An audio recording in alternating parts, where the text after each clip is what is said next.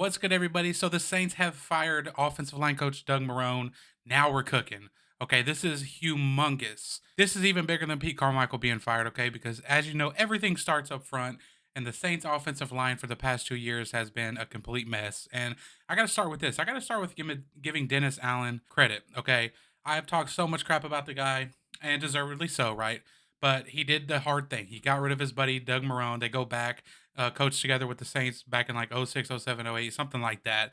So this was not an easy thing to do from Dennis Allen by any means. So he did the hard thing. He got rid of Doug Marrone. I imagine Clint Kubiak will want to come in and bring some of his own staff. So I look for him to really have a say in who the next offensive line coach is. And you see Andrew from the Saints Happy Hour podcast here says one guy to look at for offensive line coach replacing Marrone, Rick Dennison. He was supposed to be Kubiak's offensive line coach in Minnesota but refused to get vaccinated. So that's just one name in the hat of plenty of potential coaches who might take the job. And like I said, this is humongous, right? And this was much needed, and not only for you know on the field, but in developing Trevor Penning, right? This gives me hope that that first round pick is not going to be a waste because let's call it like it is. The Saints gave up on Trevor Penning last year.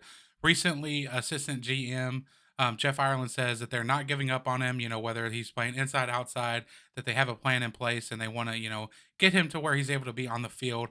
Now, you all probably know if you've been watching my videos, I didn't agree with his benching last year. I didn't think it was deserved. I thought he was getting better and better every week, but they benched him. It is what it is.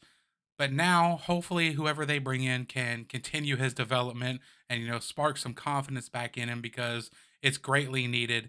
And, like I said, this was moving on from Marone, not only had to do with individual players' performances, but schematics overall. Some of the ways they chose to pick up different blitzes and stunts and stuff like that from the defense, and, not being prepared for certain looks from the defense they were playing that week when it was a look that the defense had played all year. Just being totally unprepared and just not looking like the Saints offensive line that we have all, become accustomed to, I guess you could say. And another reason I'm happy for this is now all of Dennis Allen's scapegoats are gone, right? You fired Pete Carmichael Jr., you can't blame it on the offense anymore.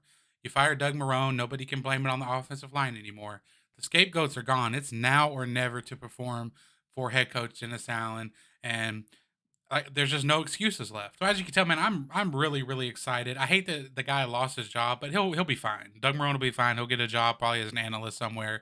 But I am super excited because this move, like I said, this is in my opinion a bigger move than getting a new offensive coordinator because the offensive line has just been a mess the past couple years. Appreciate you guys watching. Peace.